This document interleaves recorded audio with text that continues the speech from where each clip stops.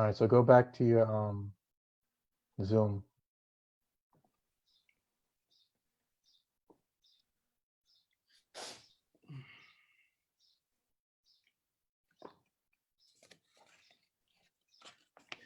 Good evening, everybody. Good evening, everybody. My name is James Kiles. I am the president and CEO of Destined for Greatness Outreach Youth Center Incorporated. Right here in Atlanta, Georgia, we are very excited to have you with us. We're talking about the current events. We're talking about mental health. Many people are experiencing a lot of things right now, many mixed emotions. And we're just out here just talking about things that are going on in our society. And so I'm so excited because I have a great group of individuals who are part of Destined for Greatness Outreach Youth Center Incorporated. They're a part of our parent support team, and many of them have joined us tonight. And we have some special guests all the way from Wisconsin and right here in Atlanta, Georgia. And so I'm just so excited, and we're just going to talk about it. Just going to talk about it. So at this time, I'm just going to ask everybody to unmute your phones. And just Celine Khalif, if you can just state your name, where you're from, classification, school, great. All right, hi everyone. My name is Celine Khalifi. I am a senior psychology major at Georgia College and State University in Milledgeville, Georgia, and I am the parent support team lead with Destined for Greatness. Awesome, awesome. Keyshawn Kelly. Hey everybody, I'm Keyshawn Kelly. I go to Walden University. I'm getting my master's in marriage, couple, and family counseling. And I'm also a part of the steering committee with Destined for Greatness. Awesome, awesome. Jeremiah Davis. Hi, my name is Jeremiah Davis. I'm a philosophy major, junior at Morehouse College. All right, Kiara Graves. Hi, my name is Kiara Graves. I am a senior at Kennesaw State University. I am a sociology major. Awesome. Amari. Hi everyone, my name is Amari Harper. I'm a rising senior psychology major with the mental health concentration, and I attend Spelman College. Tamila, Ms. Williams. Hey everyone, I'm Tamila Williams, a senior psychology major a senior psychology major at Clark Atlanta University. All right, Ms. Danner. Hi, my name is Shanice Danner. I go to Georgia State. I'm a senior and my major is social entrepreneurship. Justin David. How you doing? My name is Justin David. I'm a rising sophomore at Morehouse College, and I'm studying psychology. All right. Ms. Maddox. Hey, everybody. My name is Nigel Maddox. I attend Clayton State University. I'm a senior, and my major is liberal studies with a minor in psychology. And Mr. Jordan Booger. What's up, y'all? My name is Jordan Booker. I'm a business finance major, a sophomore at Morehouse College, and I'm from Atlanta, Georgia. All right, awesome. And so this is our parent support team. And so we're excited to be here tonight to just chat with you all. At this time, let's introduce some special guests before we go into the conversation. We're going to just introduce the introduction of Dr. Katina Fuller-Scott. I'm going to ask Ms. Celine Khalif if she can just go ahead and read her bio. Of course. So everyone, I'd like to welcome Dr. Katina C. Fuller-Scott, aka the Reconnection Strategist. She is a transformative leader, speaker, educator, and social entrepreneur on a mission to create the best communities to live, learn, and lead. Dr. Fuller-Scott educates, coaches, and consults with emerging and existing leaders, professionals, and organizations on how to be the best of who you are in the work they do in order to achieve the greatest impact and move communities forward. Leveraging 20 plus years of leadership and experience, Dr. Fuller-Scott founded Be What Matters, a social impact company that transforms lives and spaces through professional speaking, leadership coaching, strategy consulting, training and development, and on a larger scale, through its growing community that empowers and connects purpose-driven people from all sectors, called Social Transformers, through curated content, education, events, advocacy, and volunteerism. Awesome. Let's give it up for Dr. Katina Fuller-Scott. Thank you, everyone. Thank you. Thank you. Glad to be here. Awesome. And we're going to ask Ms. Maddox if she can read our bio for Ms. Hicks. Yes. So here we have Ms. Terry Y. Hicks, an entrepreneur and creative, is a licensed and ordained minister of the gospel. She is the founder and president of Will Call Learning Center, a Christ-centered performing arts homeschool program for K through 12th grade. She is also the CEO of Vision NOW Incorporated, a booking management and consulting company for creatives, pastors, preachers, and authors. As an actress and model, writer, director, and producer, she uses these God-given abilities to inspire others through the arts. She is the founder of the Worship Factors Production, LLC, a theatrical production company. As an entrepreneur and creative strategist consultant, she knows full and well of the value of vision and all that comes with such a responsibility. She works to provide encouragement and practical tools for application to other creatives and visionaries. And you can follow her on all social media, Facebook, Instagram, and YouTube at Terry Y. Hicks. Awesome. Let's welcome Ms. Hicks, everyone. Hi, everybody. Glad to be here. Okay, great. Well, let's get into the conversation. We're going to have Jeremiah Davis, our moderator on this evening. Take it away, sir. Okay, so hello everybody. So I just have a few questions. I'm going to give a little background on what I'm talking about. So racism is the systematic oppression of one group by another. For at least 400 years, the dominant race has been white, and all others have been oppressed. And all others have been oppressed and discriminated against by them. The Black race in particular has been the subject of a number of horrors, including enslavement, forced experimentation, rape, miseducation, and alienation.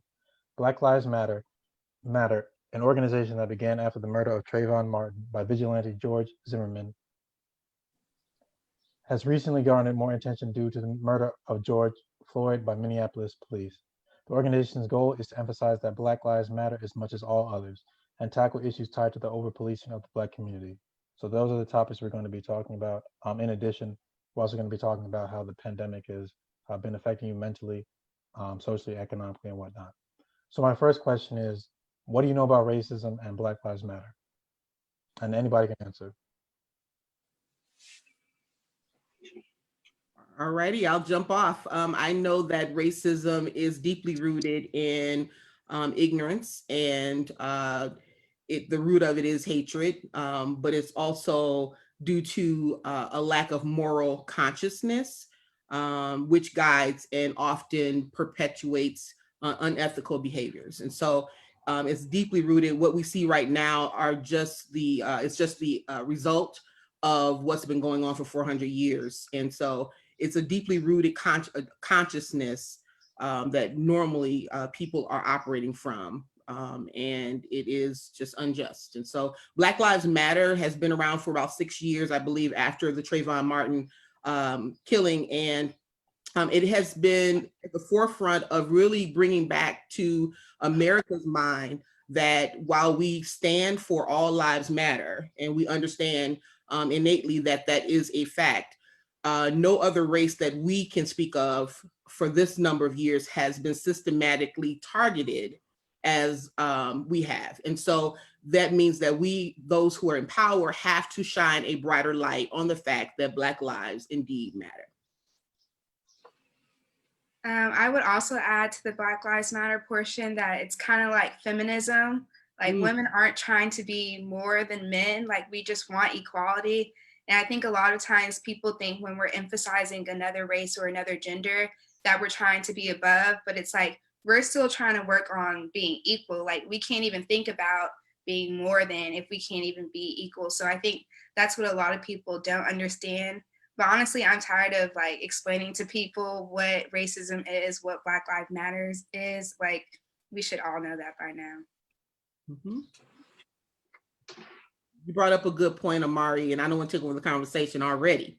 But someone said, you know, I'm just tired. I don't have the words to give to you to give back to me. Like at this point, do your research and let's have a conversation. I would definitely agree with that. I think that there is a almost like a demand from people who are just now finding out about the Black Lives Matter movement, because as it's been said, it's been around for a long time. However, it's only getting this strong of media attention in the past few weeks. So there are a lot of people out there that are going to their Black friends and saying, can you guys educate me? And I agree. I think it's time that there's so many resources available that it's time that you take it upon yourself and learn about the movement and then have a discussion, because it's not about education anymore. It's about reform and change. We've moved past that. So having conversations like this where everyone is informed and educated, and even if you don't know everything, you know a little bit enough to like be able to jump into that topic and learn more. It's all about learning more and not about just figuring it out for the first time. I also wanted to say a little bit about the racism aspect and talk about colorism as well. So colorism is prejudice, attitudes, and or discriminatory acts against people based on the color, so the shade or tone of their skin, while racism is prejudice, attitudes, or discriminatory acts against people based on their actual or perceived racial status. It's important when talking about racial impacts and its downsides to recognize that colorism is also a fact, and that even within a certain kind of race or ethnicity, the shade of one's skin tone can also impact the kind of treatment they have. And that's a new aspect of the conversation that I think that definitely needs to be discussed, because that remains to be an important conversation that kind of doesn't get as much attention. So that's all I wanted to kind of put my 2 cents in. You mentioned that it's new. So do you think, well, when do you think that colorism kind of began to emerge as more of a big issue in communities of color? I would say that colorism has also been around for a long time. It's just been very it's not as overt as racism. And I think that colorism can also merge into the sector of microaggressions and just like prejudice behavior that's not very much like, again, like overt, because when you think racism, you think like saying slurs and very just like direct, tangible behavior. However, colorism kind of ties into the more assumptions and stereotyping that people tend to have. And that even within like the Black community, people of darker skin tones get treated worse than people of lighter skin tones. And this is the same across many other races and ethnicities, but this is definitely one that I think is very applicable in this country to the Black community especially. Good point. You made a good point, Celine. So many times that when we talk about colorism being another layer of this, it's what I often say, it's Black people drinking the Kool-Aid that other people have been saying for so many years. And so we start internalizing the narratives that media portrays, what is beautiful, what is perceived to be beautiful. And for so long, the images that we have seen and that have been perpetuated through the media have been of white women or light-skinned women, long hair. And so we have this situation where now we're internalizing this narrative and now we express it to each other. And again, it's the same thing with when we talk about Black on Black crime. We're internalizing this narrative, right? And now we're expressing it to each other. And so you brought up a good point to say that this is a part of the conversation. I wanted to add on to everything that was just said too, recently said. On the aspect of racism, I know that it's on a teaching basis, like it's taught and it's passed down, and it's a bad cycle to be in, especially for white people who do not want to be in that cycle, and they have to educate their family members and so on. And with the whole colorism aspect, I feel like racism affects colorism in a way where they try to turn us against each other. And that's where the Black on Black crime comes from, and all this, that, and third. And people always like to talk about how Black on Black crime is high. They say 13% of America's African Americans, and then they commit 52% of crimes. But it's people who take those percentages and don't base them in the actual whole numbers. Because when you look at the white and white crime is 46%, but whites makes up 76% of America. That's a bigger number than 52% because we're the lower denominator. And so people don't like to look at the numbers as a whole because some numbers can tell a lie. And I feel like when Black people tend to get riled up, especially when they're in more of a space of poverty, they're able to be viewed as more of a dangerous type of species, when actually it's amazing when you learn that we're really all the same people, and that color is more of a social aspect. And it's like when you pass down that hatred on and on and on, you tend to not even think about what you're doing. And I feel like that's the part where I could feel empathy for some white people who are just stuck in that bad cycle of ignorance. Good point. In a way, it's very similar to the French Revolution. So everybody looks at the French Revolution very, um, they basically glorify it. But you know, if it were black people doing that, the Haitian Revolution, let's just juxtapose those two things. You know, the Haitian Revolution was viewed as this uprising by these black people who were rowdy and savages and whatnot. But then you look at the French Revolution, and it's kind of held on a pedestal and treated as if it's like the model of civil engagement. I think a lot of what we go through, especially with like black on black crime and colorism, it's just, again, like y'all said, it's all in the system, just trying to get us to hate each other. And with black on black crime, I think it's interesting that nobody talks about white on white crime. Nobody talks about Asian on Asian crime. It's like, we just want the black people to be mad at each other so they can focus on them while we're doing all of these other things to try and break them down. But let's let them focus on them against each other instead of us coming together and going against the white community and those who are oppressing us.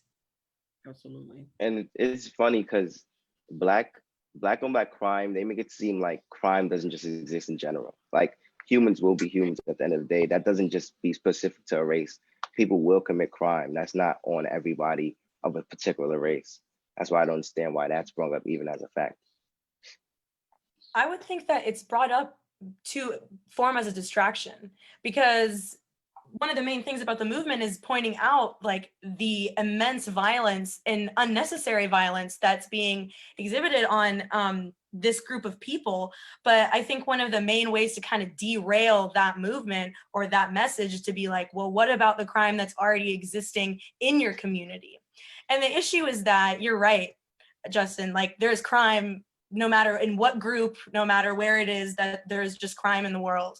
However, specifically pointing out like, oh, black on black crime is kind of just meant to reinforce the narrative that like black people are dangerous, which is in itself a microaggression and a false narrative that like can be reinforced by bringing that up. And it like also can kind of influence people who aren't as educated about the movement being like, oh, well, it's maybe just like a surge for attention, when it's not. It's bringing about a bigger issue, but people don't really tend to look at the stats, like you said, and kind of just like skew those numbers by not really saying like how those stats were taken and what they actually represent.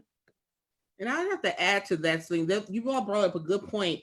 The reason why this is so important, and it is a distraction to talk on black crime, we understand that black on black crime, white on white crime in itself is wrong, right? But this is not just about crime. This is about people, a system who has been established to look beyond race, to look beyond socioeconomics, to look beyond what you may feel. And you took an oath to protect the individuals that this system now has systematically targeted. And so this is really about the dismantling of a system that is set up for failure. It's not necessarily about all the other elements. And when we bring all of that into this conversation, we get nowhere. So you brought up a very good point.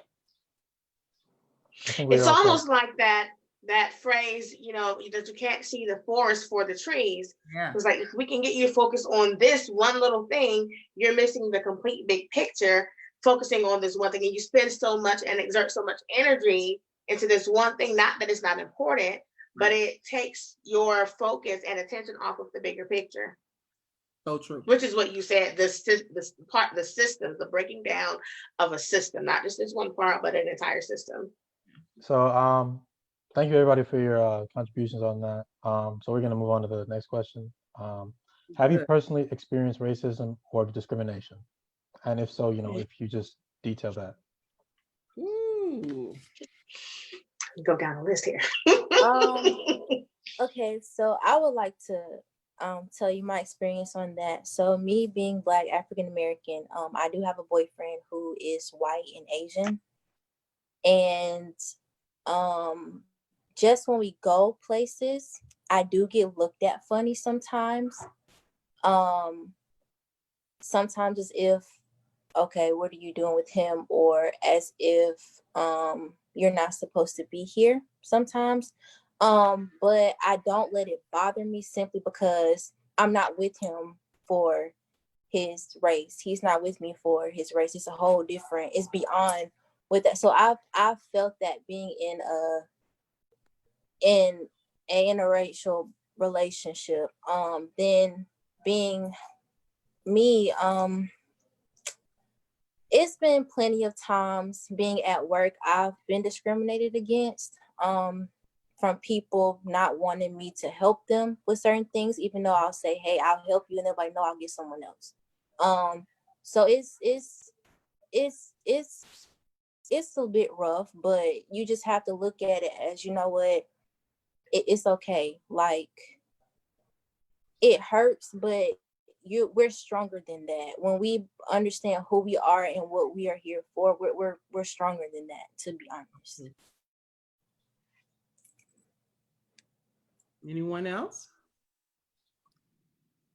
I also think that aside from like the negatives that we see from racism and discrimination, and I guess the positives that some people may deem as positive, it can also come off as, oh, well, you're pretty for a Black girl, or you talk well for a Black girl, you talk white. I think that's also racism and discrimination, because although you might think that you're praising me for being able to speak well or to be pretty, you're bringing down my people. So when you're bringing down my people, you're bringing down me as well. So I think we really have to get past the whole you're pretty for a, and just acknowledge people for who they are. Absolutely. Yeah, I can remember a time to that point. I can remember a time I spent about 7 years as a social worker, but working with adults. And there would be times where I would have to schedule appointments with clients that I had never met over the phone. And so over a period of time, we would develop a rapport over the phone. And so they hear my voice and they hear my name and they make whatever assumptions they make. And then they would get to the office for their first initial appointment with me in person, and then they'd see me and I'm a Black woman and apparently the complete opposite of what they expected, and then they would refuse to work with me. But I'm the same person that you loved talking to me on the phone yesterday, but today, simply because you met me and I'm not what you expected, then they would say, oh, I have to have another case manager. I can't work with her. And just, having those types of experiences, based on what you were saying about being, talking white or talking a certain way, people have a mindset and then they meet you and find out it's something different and decide they don't want to work with you. I think going off of also what Amari said is that's like, I want to think that that's the more modern form of racism. Like, that's how we mainly see racism today. Unfortunately, there have been incidents that have kind of been a blast from the past, but I'm sure we'll talk about that later. But in terms of microaggression, saying, you're pretty for a such and such is saying that, like, you're already at a disadvantage for one thing, but you surpass that disadvantage. That has nothing to do with the compliment. And I myself, I'm from Lebanon and Syria, so I can't necessarily say that my experiences are the same, but I have received microaggressions like that. And similar to Ms. Hicks, my father has he's lost so many business deals by people figuring out that he's Lebanese or that he's Muslim, and getting looked at in airports and getting pulled aside for random questioning every time we speak Arabic in the airport. And it's those things where it's very like covert forms of expressing that, like, that narrative that's in the back of your head saying, like, this person is dangerous or this person is beneath me in these ways, but somehow I see them as an equal in this one way, so I have to point that out and saying that they're better in this specific way. And that's why when Black women especially are seen as too aggressive or they're too sassy or things like that is not really representative of how they show themselves or speak or communicate. It's that in itself is a microaggression, and it's saying that it's reinforcing the narrative that like Black women are something to be feared, and that if you're not afraid of them, then like they're doing something right. So I think that teaching people what microaggressions are and modern forms of them are really, really important in kind of educating our generation and the generations that will come after us, how to like properly address racism, how it's present in our community, how it's present in our society, and how that narrative keeps getting reinforced year after year and is almost like ingrained in our society, causing these systemic problems. And I think that what's really important also about those issues is that we address them in the Black community as well. I mean, you have Black men who are very sexist toward Black women who perpetrate that sexism that was not forced upon them, but that originated from white men during slavery and whatnot. So I think that it's also important that not only do we address the issues that are outside of the community, but within as well, because for years we haven't really been treating the marginalized groups within our own community right, and that's led to a lot of interracial issues. Yeah, I think with like just when we're addressing microaggressions as the main form of racism that we're seeing a lot, like I would bring up, especially going to a PWI, I would bring up things that come up in research all the time, like, oh, that company doesn't hire Black people, or Black people are making less in these situations, and they would kind of look at me and be like, like they believe that, and they would kind of brush it under the table. Or where I'm speaking my mind in a class about racial issues or even just anything, and because of my tone, I'm automatically seen I'm aggressive, and I'm like, I'm not being aggressive. I've had 3 classes in a row and I'm tired and I'm talking to you as a normal human being, but because I'm not being extra polite to you, you think I'm being aggressive, which I find insane. And I have had a share of, I guess, racist experiences. I've been called names on the internet and things like that. And it is hurtful, but they're just kind of things that you have to kind of brush past and move forward from. I think sometimes it's hard to, and thank you all for sharing. I think sometimes it's hard to distinguish when you're experiencing some microaggressions, because being a woman, so my experience is layered, right? I'm a Black, then I'm a Black woman, then I'm a full-figured woman, and I'm educated. And then on top of that, I have the favor of God. We'll talk about that another time. But all of that mixed in, you don't quite know when people are experiencing you, what they're judging you, what lens are they judging you from?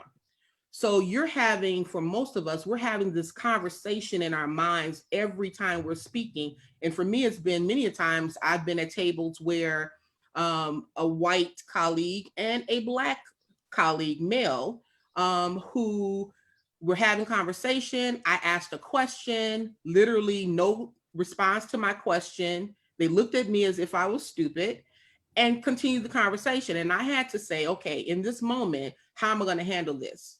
Right? Am I going to be that one? Because you're always thinking like, I'm going to be perceived as that B, right? Or I'm going to be perceived as that angry Black woman. But I had to say, look, I asked a question and said in a way that they understood that it wasn't about me being aggressive. To your point, Kiara, it's that I'm a human and you should respect the fact that I'm at the table with you, right? And so I think for Black people, especially women sometimes, and that's a whole nother conversation, there are just so many narratives that are going on in our head. We're always monitoring ourselves and it gets exhausting. I've had that same experience. I had to take 2 classes with the same professor, and time I would say anything or speak in the class, I would be just automatically shut down. And I had to think, was it sexism or was it racism?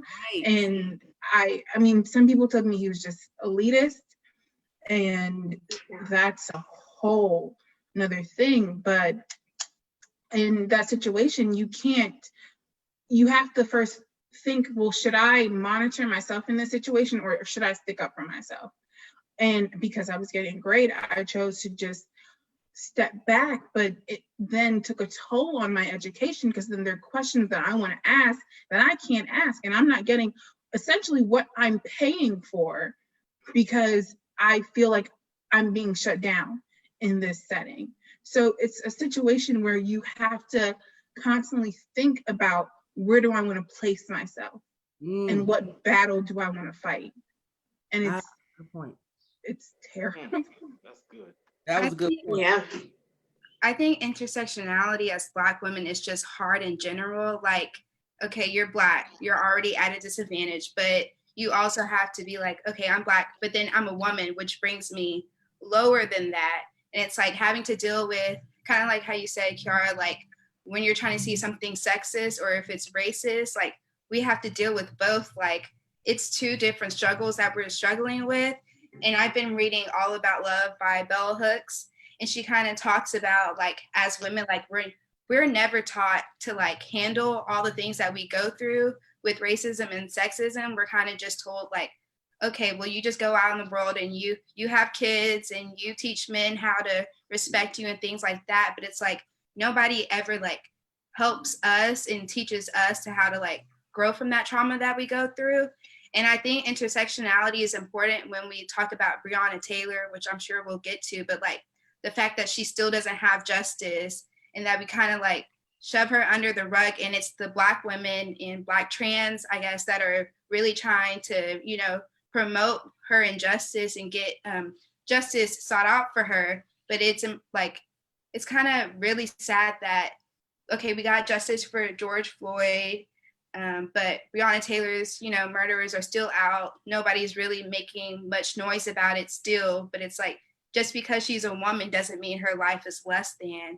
And I know nobody intentionally thinks of that, but it's like women are always the afterthought and that men are always thought first.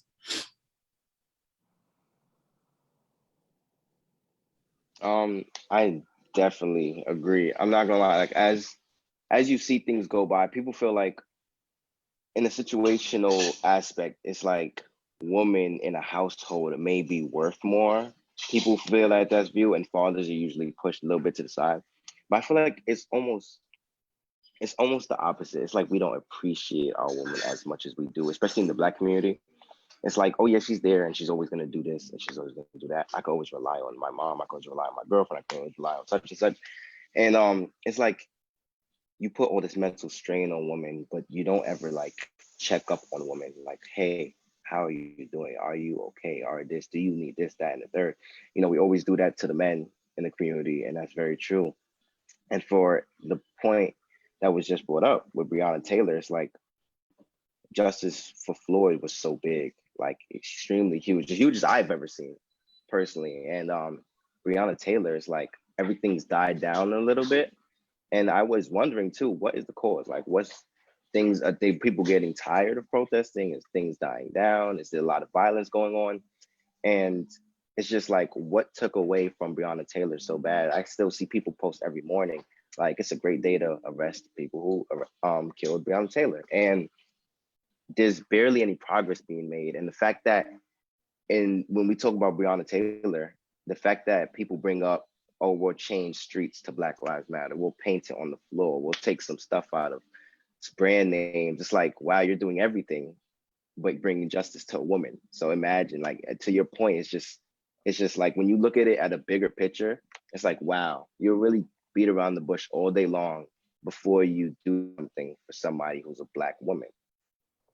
And what's even worse is that the person who has the power to do something is a Black man, but he's a Republican and in a whole other situation. So it's like, you know, you're trying to convince the horse to be kind to the horse, almost. And it's just frustrating because he has the power, he, you know, can do it. And he could be taking the example of the politicians who pursued George Floyd's murderers, who was white, which is interesting to say the least. But point being said, that it's just very frustrating to see people clearly outraged about Breonna Taylor, constantly posting about her and no justice being done.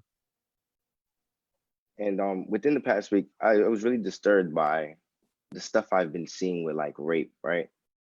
And it's in a matter of like, people say Murderers will be murderers, thieves will be thieves, rapists will be rapists. But the thing that's so itchy about rapists is that like we always seem to, when somebody murders somebody, you don't be like, well, was the person in the wrong place at the wrong time? Did the person put themselves in a circumstance to be killed? You don't say that with murder. But with rape, it's like, was the girl wearing this? Was she doing that?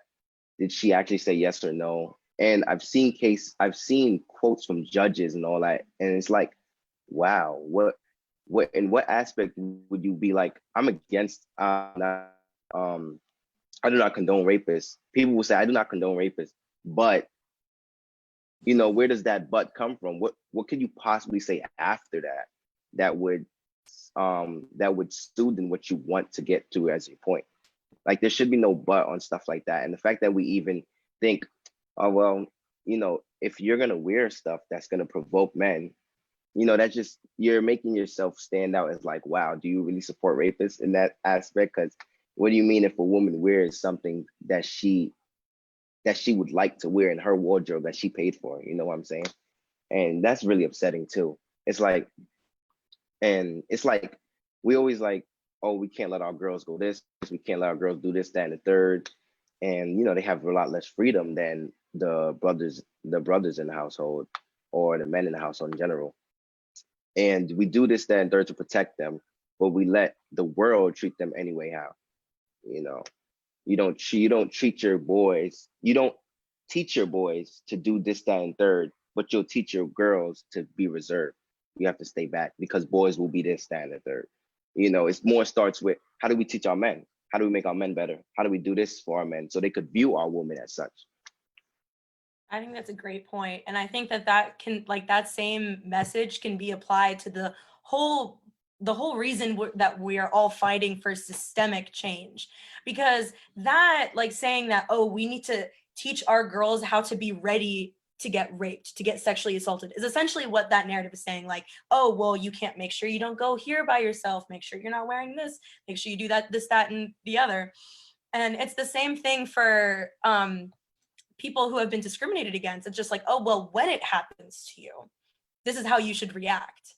But the issue is that I think that why this movement is finally getting the attention that it deserves from so many different communities as well, is that everyone's tired of trying to just live by this narrative that bad things are meant to happen to me for reasons that I can't control, and I just have to be ready for them. And that's not good. We shouldn't be teaching our children that. And I think that all of us in this generation are realizing that and are saying, you know what, I don't want to have children and teach them like, well, when these things happen to you just because of your appeared gender or the color of your skin or this, that, or whatever, this is how you should react. It's the whole concept of like teaching boys how to be better, teaching police how to be better, teaching everyone how to just be better and more inclusive, and to teach those microaggressions and those things that you might not even recognize, that you have those very quick assumptions that you make in your head that are like, they're called like heuristics in psych.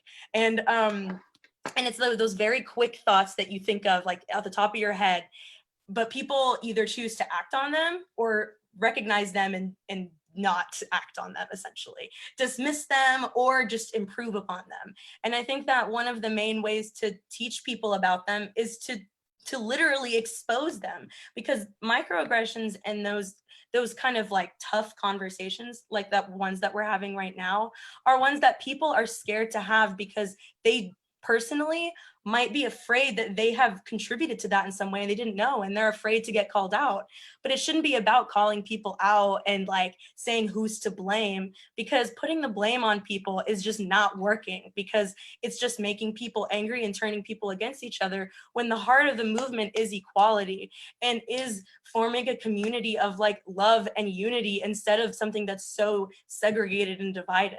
And that's why I like to mention, like, and I'm really glad that you mentioned the whole like sexual assault aspect of this, because a lot of these things that are all being brought up in the media all connect for the same reason.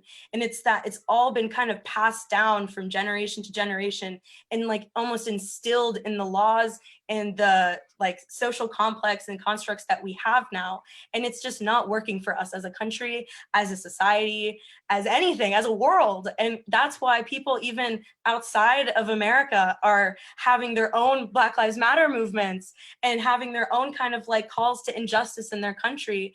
And I think that that's beautiful. I think that it's amazing. And I love seeing other countries like also speaking out for the Black community in America, speaking out for their own communities that are being like just destroyed. I know that my family's from Palestine initially, and one of the main draws is how the Black Lives Matter movement is very similar to the Free Palestine movement.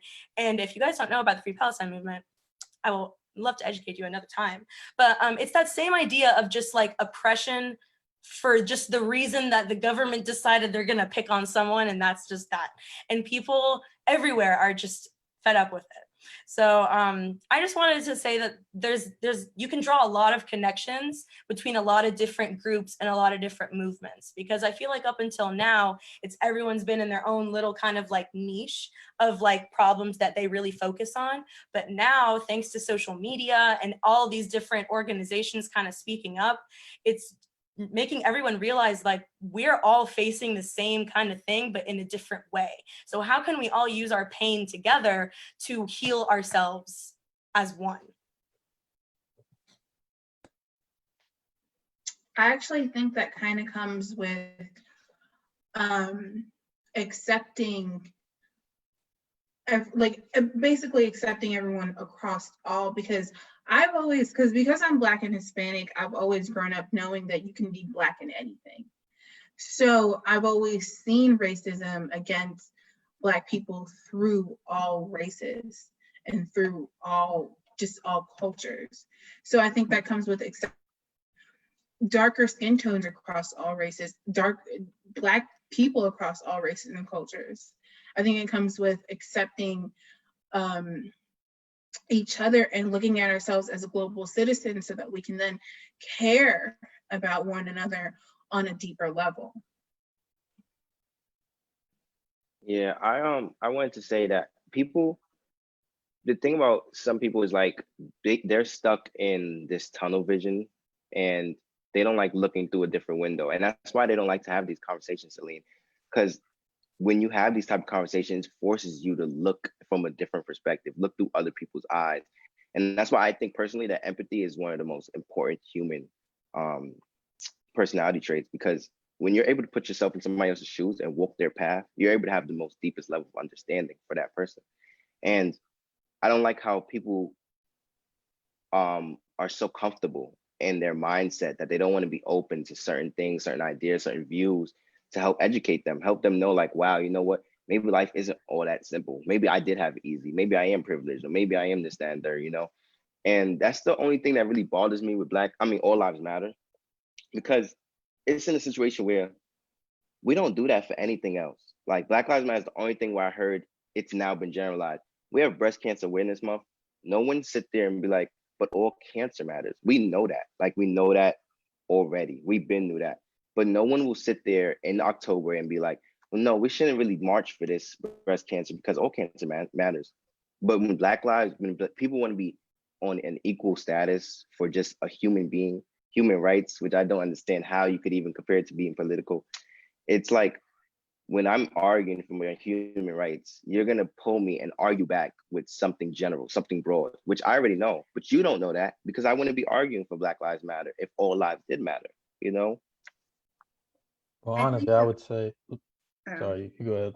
I was just gonna say back to what you said, Celine, about how we have to like come together and like not choose the little things to be mad about. I think that's also important with like, I guess it's just our generation, but like cancel culture right now. It's just very like, we're getting so off target. Like we don't need to sit here and worry about canceling Beyonce because she did this and that. Like we need to focus our energy on the movement, like why we started in the first place. Like as much as people like to sit online and talk about who we should cancel and all these other celebrities, like you should also be signing petitions. You should also, go and march and do whatever you can, donate. But I think redress, I don't know. I think it's also back to the Breonna Taylor thing. Like, we're getting lazy. People just want to move on and find something else that's trendy to do or say. But it's like, I don't know, like, if we really cared for one another and we really were trying to make improvements, we wouldn't be dwelling on the little things. And I think that's where we're at right now. Just, oh, we're going to cancel this person and blah, blah, blah. But I think although we're tired of educating people, like, it's important for people to learn, kind of like what Justin said, like, we can't just, expect people to know things. Like, people have to be open to changing their minds first, but we can't just sit here and just, I'm going to cancel her and I'm going to cancel her. Like, education, also people have to be open. But I think we're really just like in a standstill right now because everybody is just lost. Like, we're finding other little things to be mad about, but it's like we need to refocus and remember why we're here in the first place. So what I was Yeah, just, oh, I'm sorry. I don't tell Amari real quick.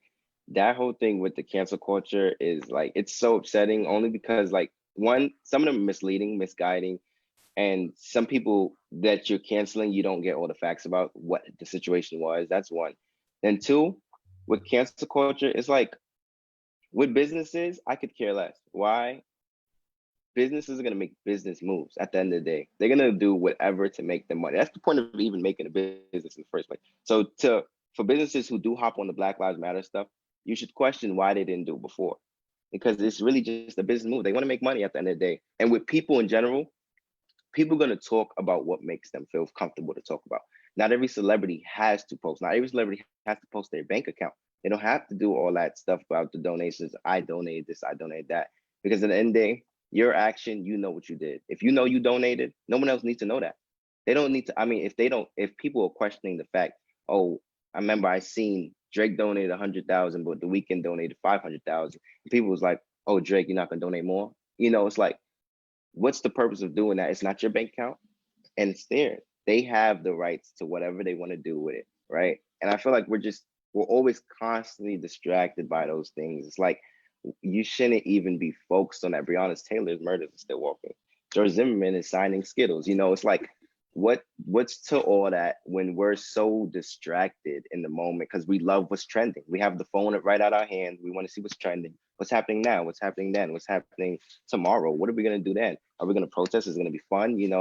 People are just so distracted. It's not even a serious movement anymore. and then one of the other issues that you see with cancel culture in regard to like sexual assault is it gets to the point where it seems like everybody's being accused. And so there are some viable accusations that have been proven, have facts. There have been others that have not been, and that discredits the actual true accusations. And it's kind of like, I like to compare it to a piranha, a swarm of piranhas. As soon as, that meat is dropped in the water, they just swarm, not thinking about anything they're doing, not thinking about what they're eating. They just swarm until they move on to the next thing. And in regard to why, in regard to what you said, Justin, I think the issue is that people treat social media almost like a god, in a way, and it's almost like if you aren't doing it on Twitter, if you aren't doing it on Instagram, then you're not doing it, which is not the case. You have people who don't go on Twitter ever doing more than the people who spend the majority of their day on Twitter tweeting. And you have most of the people who are canceling people. They don't even do anything. They're just hopping on whatever trend is popular at the moment, trying to get popular and buzz. And I think that that's the issue with social media. Though it is a great tool to share, it's just become so ingrained. I mean, it's literally like you really can't avoid it at this point. The only way to avoid social media is really just to not have a phone. Because if you have a phone, you're either going to eventually fall into the trap or you're going to be exposed to it some other way. I think it's sad but funny when we expect these celebrities, speak out since they have a platform and to advocate for us. And then they speak out. And of course most don't have any knowledge on what they're speaking on. And then we get upset with them for not knowing. And it's like, why were you expecting them to speak out in the first place? Like, that's not even their lane. Like, yes, we should all know as human beings what's right and what's wrong. Like, like you said, Justin, Black Lives Matter isn't political. Like, that's our lives.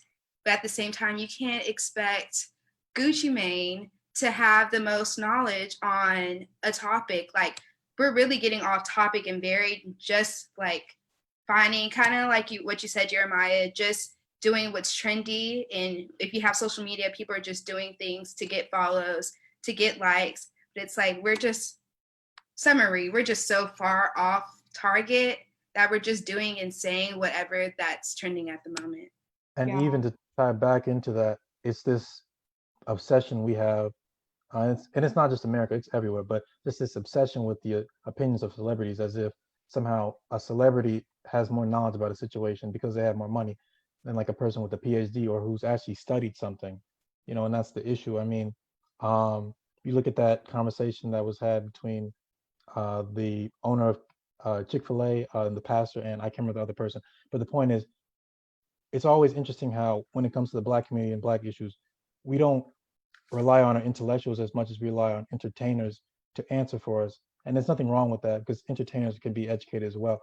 But whenever you see a discussion with white people or white people at the center, at the forefront, they always send their intellectuals. They always send the people who have studied this, have been spending their entire life studying, have dedicated their entire life to a subject. But when it comes to us, you see a Cardi B or a Ti or people who, I mean, I'm sure they're political in some type of way, but let's just be honest with ourselves. They're not as active politically as other people, and yet they are at the forefront of those conversations, despite them not really, in honesty, having the requirements.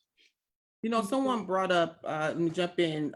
Someone brought up like what's going on where we're not seeing the justice for Breonna Taylor, and are people getting tired of the protests? I think a lot of times we are, of course, as has been said, we go with the trends, but there is so much pressure right now with so much light being shined shown on Black Lives Matter, that everyone is in pressure to do something. Like, if I don't say something, I'm not with you. I'm not an ally.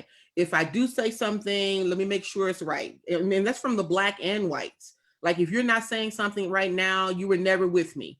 And I don't think going back to the word empathy, I don't think we give ourselves enough grace and each other enough grace.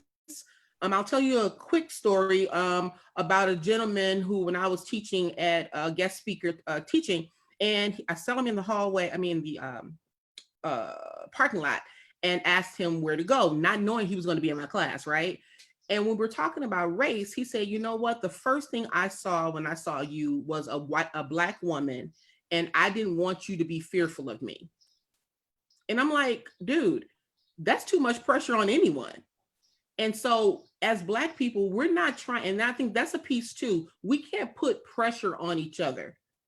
Like, you have to find your place in the struggle. Mm-hmm. Some people are going to be educators.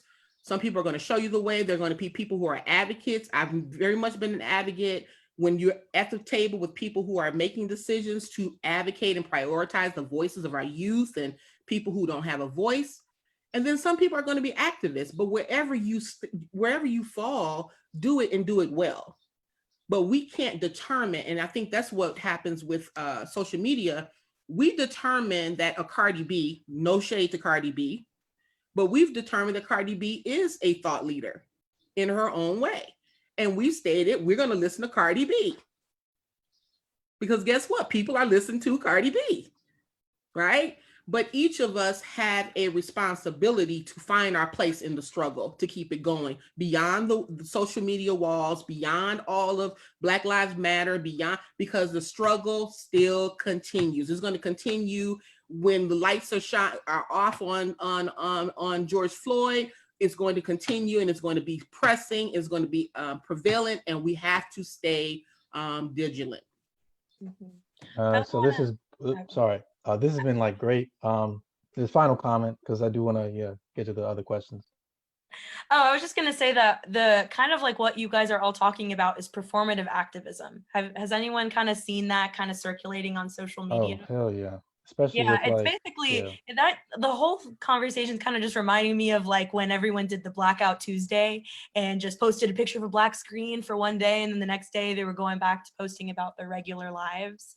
That's a great example of just people posting because they feel like they should. Honestly, And there are celebrities, there are people out there, and I'm sure all of us as well don't post everything that we're doing regarding the movement, regarding anything all the time. But now there's this pressure that if you don't post about it constantly, like if you post a picture of yourself, you clearly have forgotten about everything and you're just the enemy now, which is not the case. But it is important to know that, like, if you post something, if you say something, if you do something, it's because you mean it and you genuinely want to post, say, or do that. And there shouldn't be this like pressure to do so because of, like Amari said, cancel culture, because those kind of like, I feel like performative activism kind of was like the springboard off of that. But I just kind of wanted to put a name to that this phenomenon we were all talking about. But that's all. Go ahead, Jeremiah. I'm no, sorry. you're good. Completely agree. Even worse, you have these companies that have now suddenly been enlightened to the fact that Black people exist, as if we haven't been existing for ever. You know, now Anna Winter is talking about putting Black people on stuff, and like all these different companies are like, yeah, we never realized we could put Black people in our products, and we could never do this and never do that. And it's like, where have you been? But yeah, not to get too deep into that. Gonna go on to our next question, which is, how do you feel about the renewed attention on Black Lives Matter, and do you think it's going to last? And how long do you think it's gonna last? Oh my gosh, I definitely want to answer this. The Black Lives Matter movement, right? I've seen a girl post about this, and she brought up a really great point. She said, "What is the Black Lives Matter looking for?" And they're looking for change, because we seems like we're all not all on the same page, right? If we're looking for change in system, when we have these type of conversations, right, like we're having right now, say it was, instead of you all here, it was a bunch of white people, and they had that conversation, they all came to understanding, right? Why after they come to understanding, I'll be like, no, don't come to understanding now. You didn't want to understand before. That makes no sense. And we do that as Black people. People will change their aspect of their way of thinking because they understand now. And they didn't understand before because, people are stuck in that cycle, like I mentioned earlier, of ignorance. It's taught to them. It's like what they naturally think. It's like, I know 2 + 2 is 4 because I'm correct, right? And if you get them to break their way of thinking, you help them understand. They now understand whether it's genuine or not, because we don't all know whether stuff are genuine. But when they come to that understanding, and us on social media, we'll be like, no, they wanted to say what they said. They said what they said. They meant it. I know Mark Wahlberg, he had an incident when he was in his 20s with racial slur and stuff like that.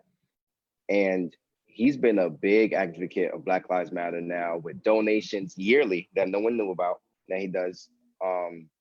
And the roles he even takes, he takes them because he feels as this is a role he should have to play, and he does a lot of things on his own time. And then when people bring it up now, 20 years later, and they bring up the fact that he did this, that, and third when he was in his 20s, it's like, why are you doing that? What are you gaining from that? I thought the Black Lives Matter movement was about change. He changed. He did what he did. He did what he did. But as humans, we grow all the time. We make mistakes. You will make mistakes naturally. You have to make mistakes. That's the only way you can grow. And if we're continuously growing, why are you mentioning after my growth mistake I've made before? It doesn't mean anything because I've already grown. You know what I'm saying? So like, when we do Black Lives Matter and we bash the people who did grow, we're just going right back to where we started. And now we're making progress, going back, making progress, going back. And it's gonna happen again. Then you be surprised when you see another George Floyd, and then you're arguing again and you're protesting again. It's a continuous cycle because we don't accept the people who change. That's why I think the Black Lives Matter movement has a lot of loose ends, and it does need to be fixed, or we won't get too far. Maybe by the end of 2020, the trend will die. So I don't really know what will Hopefully not, but I happen. think, and I agree with you, Justin, and I think one of the reasons for that is because, like, people, I mean, I don't know if it's everybody, but I think some people kind of want to try to find things to be angry about when there really doesn't need to be. I mean, it's like we have more than enough issues to talk about, more than enough issues to be trying to fix, but some people just want to attack. And it's almost like this race to this perfection. You know, people want to try to portray themselves as perfect somehow, to try to, and I think it's an elitist type of standpoint. You know, I didn't do it, you did, therefore I'm better than you. So, you know, and it's almost like this race to see who can be the perfect being, which is not the case. You know, humans are meant to evolve, we're meant to grow. You know, let's just keep it real. When it comes to sexual assault, we still have a long way to go, but it's nowhere near as bad as it was um, back in. Well, you know what? Let me not get into that. It's been bad for a while, but it's improved slowly, but it's improved definitely. If we're going to ever, you all brought up a good point, if we're going to ever really move towards sustainable change, first of all, have to understand that what we're dealing with goes way beyond systems. It's and for those who are believers, we come from understanding that this is a heart matter, right? Believers and non-believers understand that this is a heart matter. And it's very difficult for any individual to control the heart of someone else. So all we can do is stay diligent in what we're doing, but making sure that we're not trying to control how people come to their evolvement. They're evolving. We wanna tell you you're wrong, show you you're wrong, tell you how to make sure that you don't do it anymore, tell you what to do so you don't offend me anymore. And how people, we have to remember, change is personal. When people are caught, no matter who we are, when we're brought to a situation where we have to change, it is personal and it is a sacrifice because we have to deny something that we've held on to. So we have to give people grace. And I think Justin brought it up. We have to be empathetic, both Blacks and whites, to each other's struggle and to their evolution. And I think the other part of that, in addition to that, is the consistency. So the hard part, accepting responsibility and moving forward with that, but then being consistent, going back to the cycle of jumping on a trend.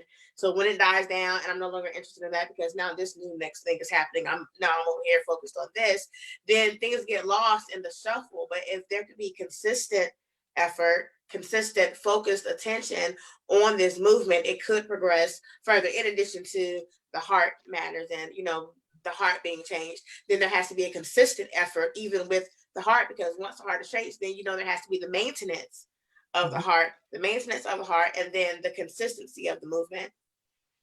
And the other piece is that while we may not hear about it, people are still in the struggle.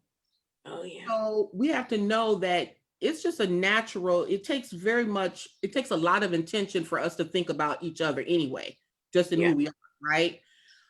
But in this moment, people in different parts of the city, parts of the country, parts of the nation, parts of wherever are still in the struggle. So maybe right now you're in this moment and you're in the forefront of protesting, but maybe next year you'll be doing something else. And so we have to understand that people are still going. Just because you don't see it, just because people are not broadcasting on social media, doesn't mean that people are not still in the struggle fighting for Breonna Taylor and right.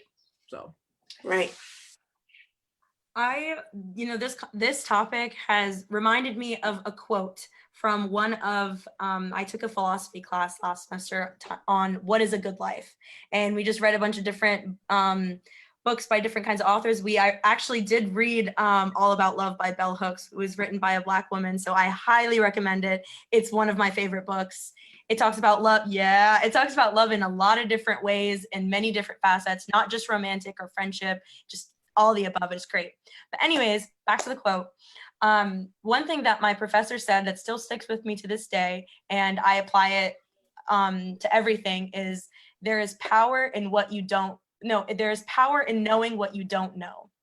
And I think that that's a big thing, that why people are kind of afraid to have these conversations, are calling out people, like for cancel culture and all these other things, is that like they're very defensive over their behavior, even if they know that it's probably not the best. They just don't want to get shamed for it.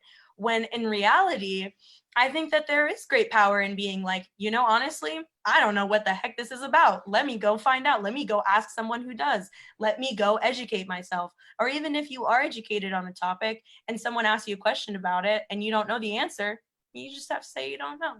And I think that that's just a really great quote that can kind of just be applicable to trying to keep the movement alive and create change amongst different groups, especially groups of people who for some reason are just now being introduced to the Black Lives Matter movement, because I do know there are a lot of people who kind of just have heard about it, but didn't really know the full capacity and the weight that it carried and the weight that's behind everyone that's behind this movement until recently. But I think that, that we shouldn't get mad at people being like, oh, I had no idea, but I want to know. Because that's saying I didn't know before now, but now I know that there are things to know about, so I'm going to do that. So I think that that's just a really nice quote, and thought everyone would also kind of like to hear it. I think that's very important, and that kind of ties into what Justin was saying, kind of how there's, I guess, change being made, but it's like some people are still in the early stages, like some people are still getting to the foundation. But back to Jeremiah's question, I think that change is being made, and I think that it's working, but kind of like Ms. Scott said, like it's a work in progress. It's going to take time. I know for me, I grew up predominantly white, elementary school, middle school, high school, and just kind of like keeping in touch and watching those people that I followed on social media and like how they've been acting through all of this.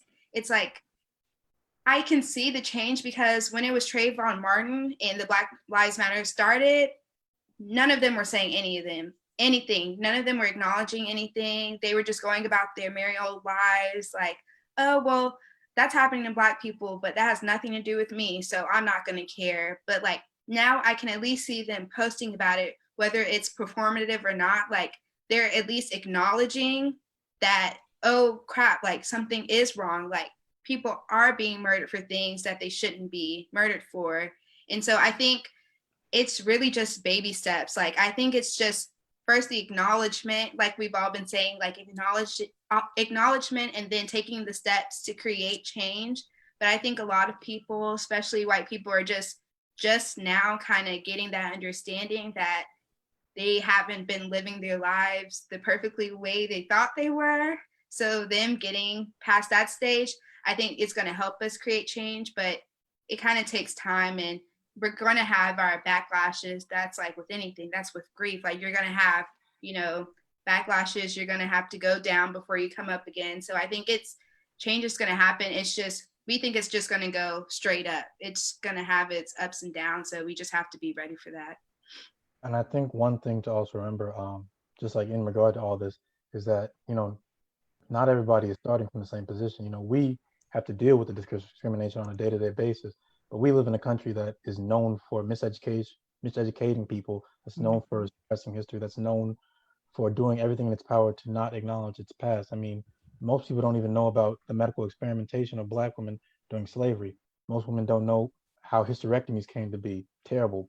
But most people don't know that. Most people don't know about Tuskegee experiment. Most people don't know about Black Wall Street, the church bombings in numerous. So let me just say numerous. But that's history that's been either ignored completely or glossed over. Given a little 1-inch paragraph on some page of a history book. So we have to recognize that even though it's not really our duty to educate people, at the same time we do have to recognize that not everybody started from the same position. I mean, we have so many states in this country that will legitimately give books out to their students that say that Civil War somehow was won by the Confederacy, and will say that history didn't happen the way that it did. And I think that that's just something that we also have to tackle as well. But I can understand why Black people get tired of that, because it's almost like, why do we have to teach you not to hate us? And that's very, it's very like a thing that we have to struggle with. But I can really understand why we feel that way. I just want to add real quick that just to touch on the mental health aspect of all of this, I feel like Black people and just people in general are traumatized. Like we have secondary trauma that needs to be addressed. And I feel like if you've never had trauma in your life, good for you, but it's definitely something that you're not gonna get over overnight, for sure. So I encourage everyone to seek counseling or some sort of healthcare, you know. Or even just have some so me, I'm a writer, so my Yeah. sanctuary, I say my sanctuary is writing. So that's how I de-stress. That's how I just deal with mental stress and just mental tiredness. So I advocate that everybody have like a hobby or something that you do that just allows you to stress and get away from the stuff of the day. I also encourage unplugging. I like to take social media cleanses. And I think right now, like with all that's happening, it's like every day there's a new problem and there's a new name. So I like to, unplug and delete my social media for like a day or sometimes a week or sometimes a month because it's very necessary. But like taking a step back and taking a break from everything. And that also helps with like not comparing yourself to other people and other things like that, but that's another topic for another time. But just like unplugging and not just looking at the negatives all the time and focusing on yourself as well. And minority stress is it's an actual thing where minorities are traumatized or constantly put through stressors because of the environment that we're in, being in a country like America where you're constantly experiencing racism, or those in lower socioeconomic areas are constantly experiencing traumatic events that they don't really internalize as traumatic events, or they internalize it and they don't see them as traumatic events. So I do encourage those who can get therapy to probably seek a therapist that focuses on or acknowledges minority stress as something that is significant in your life. Because if they don't address that, then you're just going to be running around in circles trying to figure out what the real problem is when the problem could be minority stress. One of the things that I had in my research when I was talking to youth leaders who are helping other Black social justice youth engagement, the thing came up about trauma and how youth leaders are trying to process their own trauma while trying to work with young people who are processing trauma. So I would like to ask, like, while you're going through your process and you're dealing with your process and how you're helping people, how are you processing your trauma? I think for myself, I've kind of just like had to be honest with myself and have like honest sit downs with myself. I think during COVID and quarantine, I've had a lot of time to just like sit with myself and sit with my traumas and other things that I'm going through and kind of like writing those things down and writing through them and kind of like taking the little things that kind of happened in my childhood, like things that I wouldn't even think have impacted my life, and just taking those little things and being like, oh, well, how has this impacted me? And how am I the person I am today because of that?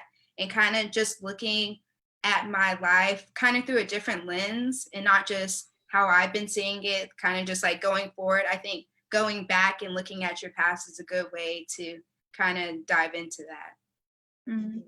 With the most recent things that have been happening and how it's affected my mental state, I think I was really lucky because I took a race and ethnicity class where we had to write discussion boards on the things that we were learning. So I kind of just let it all out in those discussion boards or in those Facebook posts, or where it was, monitored, and my teacher got to, respond, and most of the responses were pretty positive. But I think it is okay to kind of be selfish, especially if you have friends who are trying to learn about the movement. You can say, well, here are some sources, but don't ask me because it's not my job to educate you. Don't ask me how, because I had a friend who said, well, how do I get someone that I know to stop saying the N-word? And I'm like, that's not my job, and that's not your job either. It's their job to look it up. You can tell them that Google is the thing. We're in the search. There are things that they can look at where they know not to say the N-word, and it hurts people. Like, it's simple as that. If they can't just be a nice person. So it is not my job to address racism constantly. I'll address it when I want to, but I don't have to address it all the time. I think that's a really great point, Kiara. And I think that like it isn't anyone's job to educate people, but you can help if you want to. So for instance, I know that, like I was saying earlier, I'm a very big advocate for the Free Palestine movement as well, which is very similar to this. And I've had a lot of people, since a lot of other movements are being kind of like brought up along with this, people being like, can you, what's this? What's going on? And so I'll send them sources of actual like articles that I know that aren't necessarily super biased or kind of like really do explain like the history, the current state, what's going on. And I'll be like, here are some great sources because, you know, I know how to find them, for instance. Like I know like what would be good or not. You can read it though. I'm not going to spoon feed it to you. It's your choice whether you want to do something about it. But reaching out is still great. And I love when people ask me like, oh, I want to learn more. Where can I read more? Or where can I do this? I'm like, here are some sources, go off. But the kind of the expectation to teach people, like you yourself to teach someone else on how to be a better person and not be racist, not be prejudiced, not be sexist, whatever, is part of that generational trauma that we all carry, especially women, especially Black women, carrying it that you have to kind of be the backbone for everyone, and that no one, even though like you're breaking your back for everybody else and no one is doing that for you, it's almost like an expectation. And that's definitely part of generational trauma that most people don't really realize until they're older and they start reflecting on it. So I think that, I mean, everyone heals from their experiences, especially traumatic experiences, in their own specific way, because I believe that everyone's experience is very unique to themselves.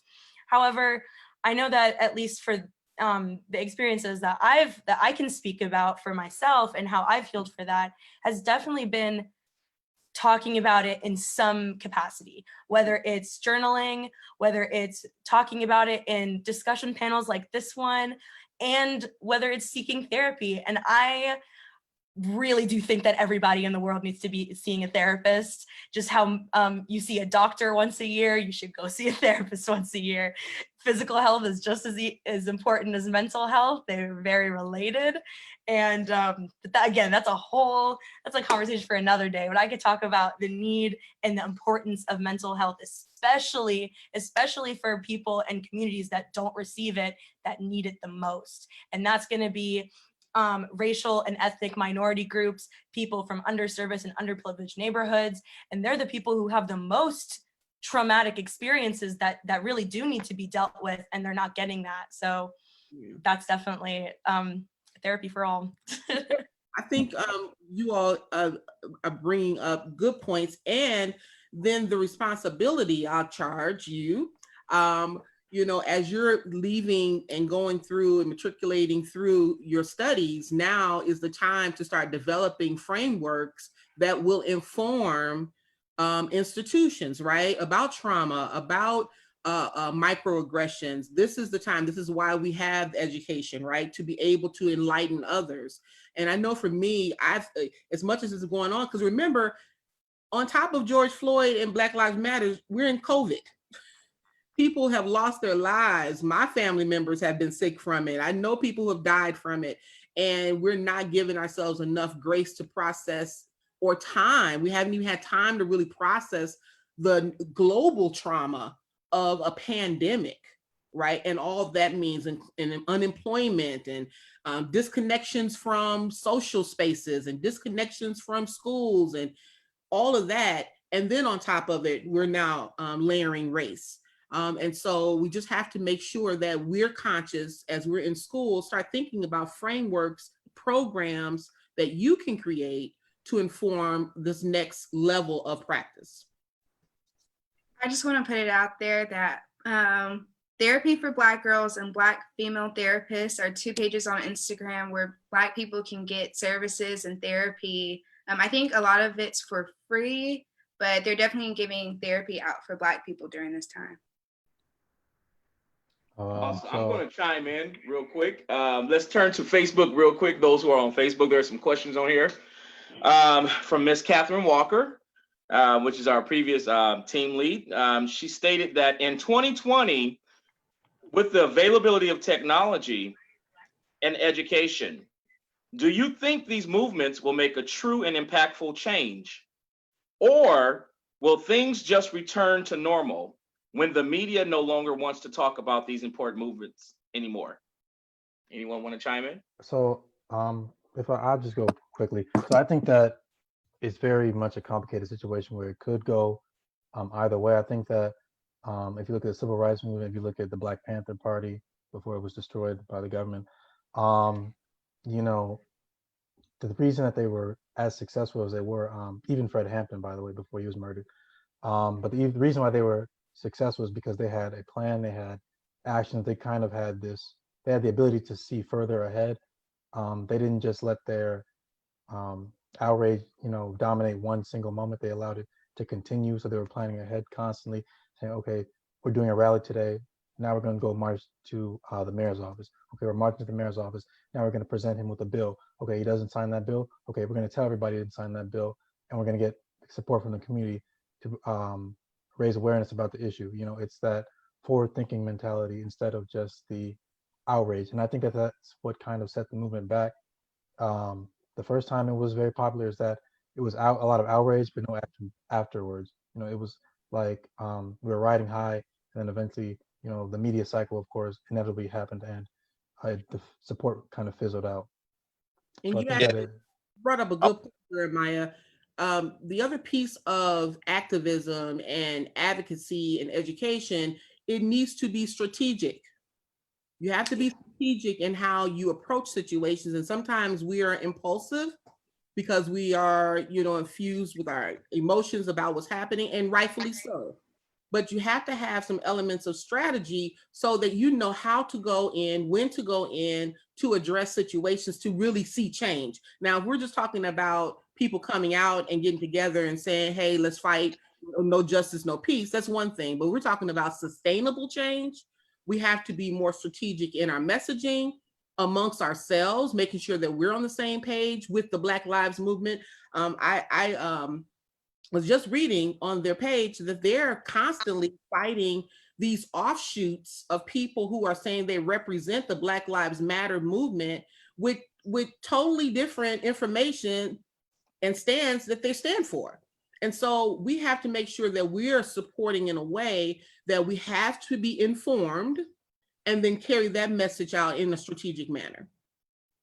Yeah, I totally agree. I think we need better leaders. And while this movement has been like really beautiful and having all of us together at one place and like with this idea of getting change, we don't really have a direction we're going in. Like exactly like one, like the brother said, a motive to get a bill signed, like something like physical that we can reach, That's how I feel about it. And honestly, I think the issue is that we try to put the onus too much on a select few people instead of. So my position is that one of the biggest downfalls of the civil rights movement is the fact that it focused majority on Martin Luther King and Malcolm X. Malcolm X, of course, to a lesser degree. But the issue is that when Malcolm X was killed, there wasn't really anybody to pick up the slack. There weren't a lot of leaders who was gonna, I think that that's an issue we have in the Black community is that we put too much onus into one person or a few people instead of all of us being leaders, all of us being, able to take on a leadership role. Because the point of that is, if they take out one person, which they inevitably, sadly will, somebody else can jump in right away and we can keep moving. After Martin Luther King was killed, so many things fell off by the wayside simply because he was murdered. Same thing with Malcolm X, same thing with Fred Hampton. And that's why I kind of think that it's better for us to all be able to give our all, not all of us be leaders, but all of us be able to take on that kind of role within ourselves. All of us have the ability to act on behalf of the Black community in our own way. That really makes a change. So to answer her question, no, it doesn't have to stop because of social media. Jeremiah, I think you brought up an excellent point. We are all social transformers in the spaces where we live, learn, and lead. We all are. And so that only comes and continues when we're mindful, when we're authentic, and then we're courageous. If we're more purposeful about being mindful, authentic, and courageous, the movement doesn't have to end. I think that for one, there is a lot of media suppression out there where people are posting about the protests and posting about the Black Lives Matter movement, but we're not seeing that because it's being pushed to the back burner of our timelines versus it being pushed to the forefront as it was when the movement first started. But I might have to disagree with having a set leader or maybe even a set group of leaders to lead the Black Lives Matter movement, because with that, then I think a leader could focus our attention and then they could think forward so that we can find places to go rather than seemingly being so scattered. Because when you really think about the civil rights movement, yes, MLK was at the forefront, but there were multiple different leaders. That there was Malcolm X, but we forget Angela Davis was there, and there was Stokely Carmichael and Fred Hammond. Even though he was a part of the Black Panther movement, not a lot of people like to talk about that because they villainized the Black Panthers in everything that they did, but it still was a organized movement with actual leaders. And I think that we would see greater change if we did have leaders to organize us into a direction. And I agree that we should have. I'm not saying we shouldn't have like people who are like, I'm not a main leader, but people who exhibit like above leadership abilities. Just I think that we put too much into one person. I mean, if you look at and there certainly were people other than Martin Luther King. I'm not trying to say that there weren't, but if you look at how much stress we put on Martin Luther King, I mean, we essentially put all of our issues onto him instead of trying to take some of the burden away from him. And then you look at Fred Hampton, you look at Angela Davis even.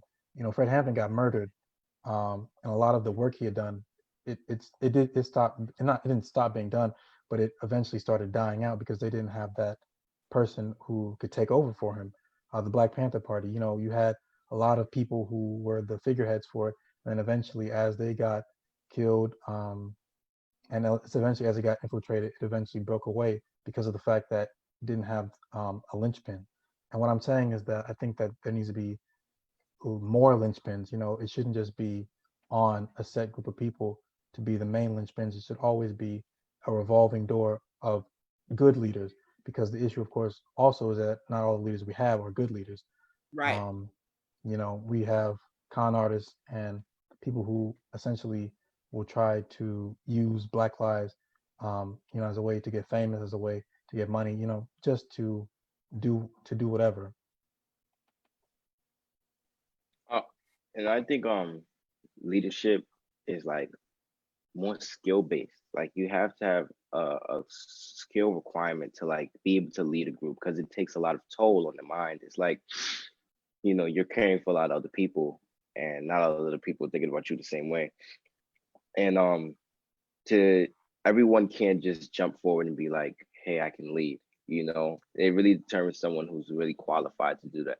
I mean, look at who's in office, so a lot of leadership qualities, it varies from person to person. And I think what Jemiah is trying to say is that when we determine those leaders, we shouldn't just be like, oh yes, that person will lead all types of leaders, and then all of a sudden all issues go to him, all issues go to her. And it's like, now who's going to take care of them when they're mentally not able, or even like Jemiah said, the unfortunate circumstance that they die, and that all other leaders either don't want that pressure when they step up, or they just feel like they're not qualified to do that. Yeah, leaders cast vision. That's what leaders do. They cast vision. The support comes from those who are now under the leadership to take it and run with it. Bible says, without a vision, the people perish. So the leaders cast the vision, and then we are responsible for carrying it. And yes, leadership is a hard role. It is one of isolation in a lot of ways, but it also go back to courage. Martin Luther King said it takes courage to lead. And while he did have a lot of pressure on him, he understood how to also galvanize the other leaders that were working with him. So I would also recommend, as you are leading and being a part of this movement, making sure that you're grabbing those nuggets from leaders that you're connected to, right?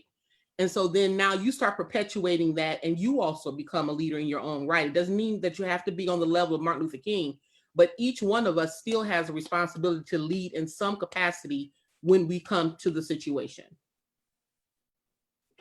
And the iffy thing with leaders is that all leaders aren't positive. There can be negative leaders, and we don't want to put the wrong people in those type of leadership positions. Or even people who don't want to be in those positions. Because we do that also in the Black community. We put a lot of people who really don't want to be leaders.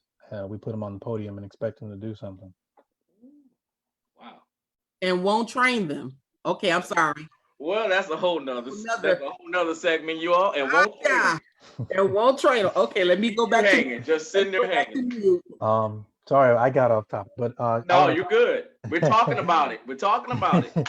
I also want to bring it back to it was mentioned earlier about the pandemic. I'm sure all of you know that the pandemic has been disproportionately affecting the Black community, as all things seem to do. Many of the cases are Black people. Many of the deaths are Black people. Black people are more prone to get it, even though from what I've observed, Black people are more likely to wear masks. So I just want to get your thoughts on that. I think that it has nothing to do with actually being Black, like as biologically. It's mainly just because it's more likely that Black communities aren't getting the healthcare that they need to be treated. And that's probably why not only are they having a disproportionate amount of cases, they're having a disproportionate amount of deaths as well. And that's because they're not getting the same resources and the same help that other communities are getting. And that's also just one example that the pandemic response for Black communities is just another example of just racism in the healthcare system, which is, again, another conversation. You could talk about the implications of race and ethnicity and prejudice, sex, and anything in every single system we have in the country, which is why all of them are being kind of like exposed right now. But I really do think that one of the main reasons why we're seeing more deaths from Black communities is for the main reason that they're just not getting the help that they need in time.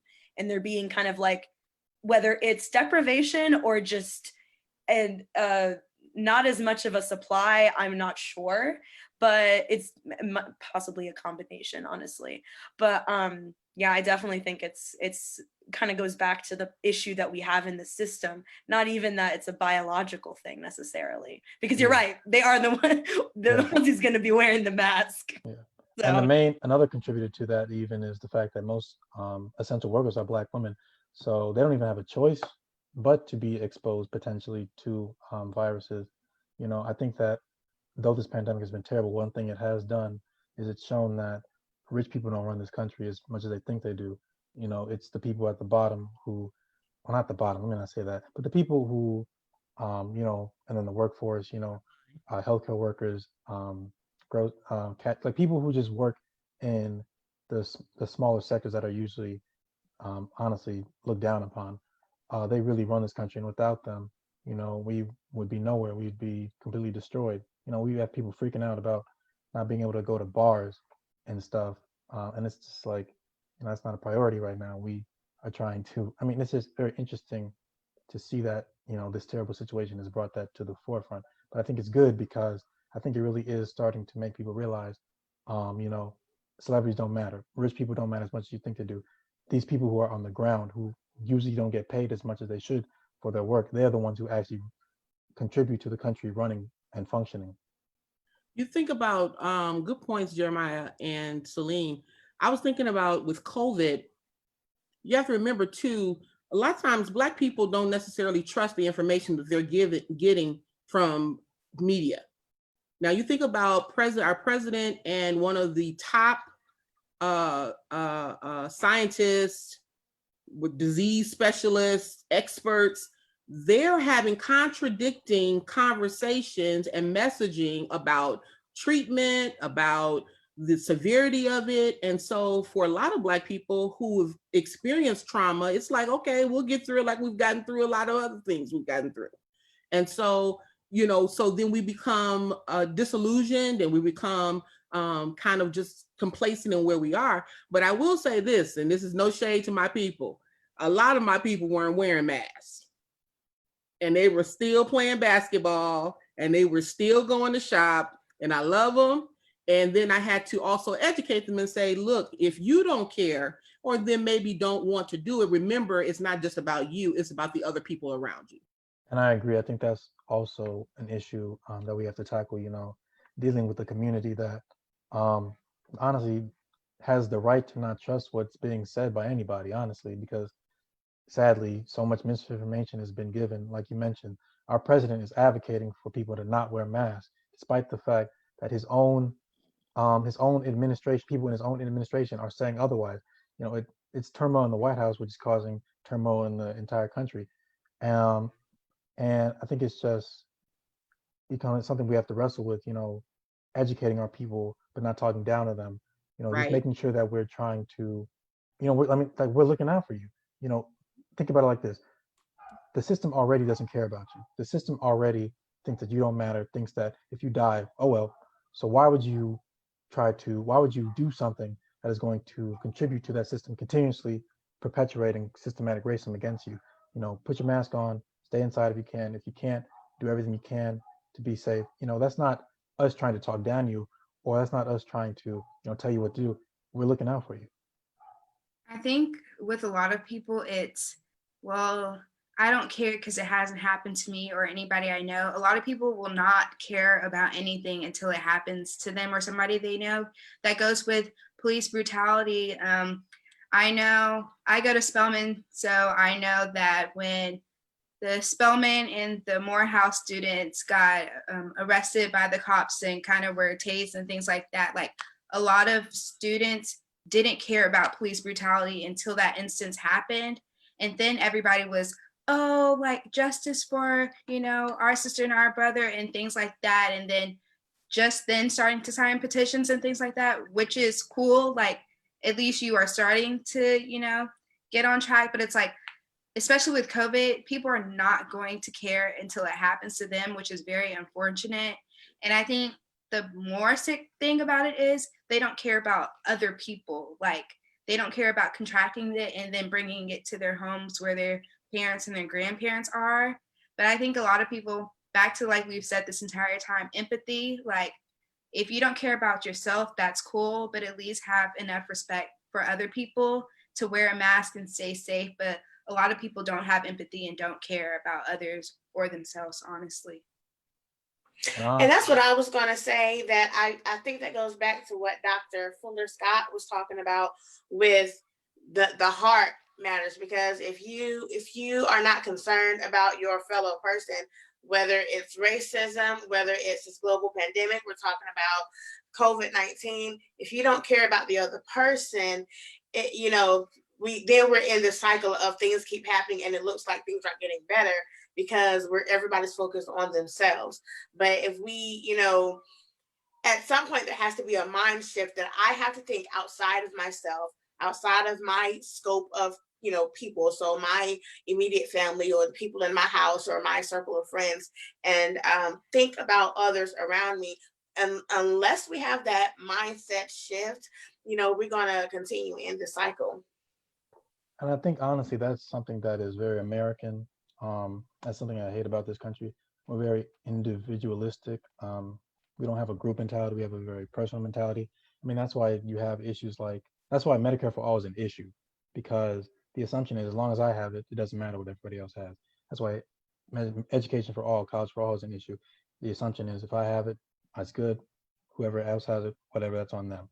And I think that that's something that we also have to tackle, is the fact that we live in a country and that kind of glorifies being this lone ranger type, this person who is somehow able to move throughout the world, not thinking about anybody else, disregarding everybody else. That's why gun control is a very big political issue. It's just this glorification of this individualist, and I also think that, of course, ties in with our capitalistic approach to everything as well. But that's another discussion. I really like the fact that you brought up the individualistic aspect of American culture because it really is prevalent. And I think so. Individualistic culture is kind of more present in America and a lot of other Western European countries. A lot of like the majority of other countries in the world tend to be more collectivistic. So that means that they put value more in their community and their family over the individual. So it's seeing the individual inside of a context in a society instead of just seeing them as a sole independent body, which individualistic cultures stress. Kind of it's like it's you or nothing. You have destiny in your hands and it's all on you. Whereas collectivistic are more just like you are part of a unit and how do you contribute to that unit. And so that's why I like, I have family in other parts of the world and they always will like look at America and be like, it confuses them why we don't have, like Medicare for all. Like they're like, they don't understand why it's a political issue because in other countries it's kind of just like expected. And so I think that the individualistic mentality, this kind of like thing that's been going on in the past 2 generations that have been passed down, saying that like it's you just have to fend for yourself, nobody's gonna be there for you the way that you are gonna be there for yourself, is very regressive, honestly. And I think that it hinders you from actually reaching your full potential because although it's good to rely on yourself, I think that there's also power in asking for help when you need it. And for asking your friend, asking a family member, reaching out into your community. That's why we have them. And humans by nature are social beings. So to deprive yourself of that connection with others is just only going to hurt you. And it makes you more withdrawn. It makes you more bitter at the world, about other people, more hesitant, kind of like it just really impacts yourself if you don't let yourself have those relationships with other people. So yeah, I think that the fact that America is an very individualistic country, and the capitalist aspect and a bunch of other things as well, is kind of why people don't, why certain things, why caring about people is a political issue in this country, is why. That's what I was trying to say. I couldn't find the words, but we got there. All right, Jeremiah. Yeah. All right. And we're gonna probably about a few. Won't be on here too long, but probably about 10 more minutes, 10, 15 more minutes, and then we're gonna wrap it up. But Jeremiah. So that was actually my last official question. Okay. I guess I do have a few more though. So I guess I just want to touch on like what you guys hope will happen for the rest of the year. I know it's been a very chaotic year and it's not even halfway done. But we of course have an election coming up, a very important thing. So I just want to get your opinions on that and just what you think, what you're kind of looking forward to for the rest of the year. I want to start. I feel like I hope the tables turned for the rest of the year. Humans are on a really bad path this year. Like, I mean, on the aspect of like, I get it's the pandemic, but like so much stuff has been happening that just blew out of proportion. And even here in New York, crime is about at its highest for gun violence. And all these fireworks that I hear every night, some of them aren't fireworks. And it's like people are just dying, people are just dying. And so much is happening.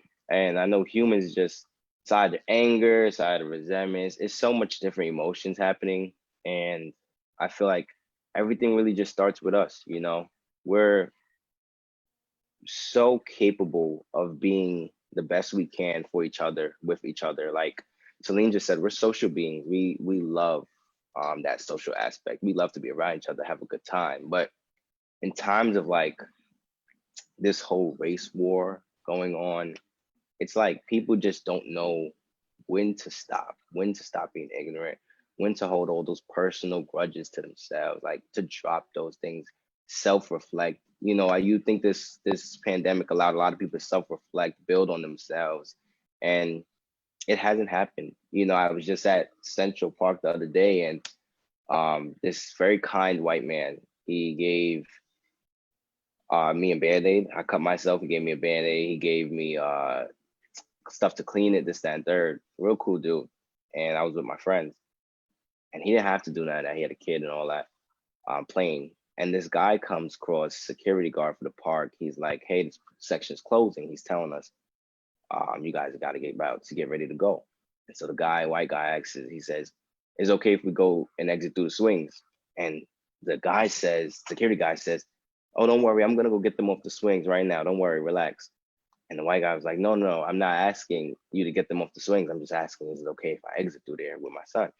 And he's like, "No, don't worry, I'm gonna get them off their swings. You don't gotta snitch on them." And he's like, "I'm not telling on them. It's not. I don't care if they stay on swings or not. I just want to know if I can exit that way."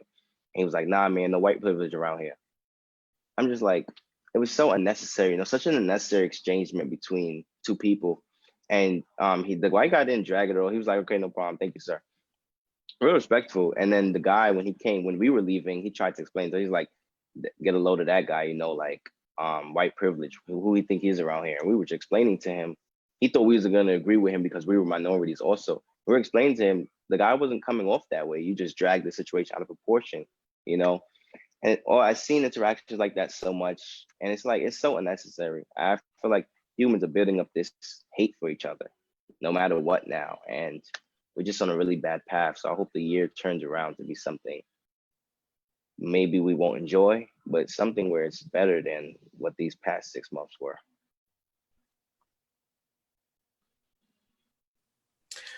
One thing I would like to see is actually, to Justin's point, is just kind of, I guess, a mindset shift towards hope.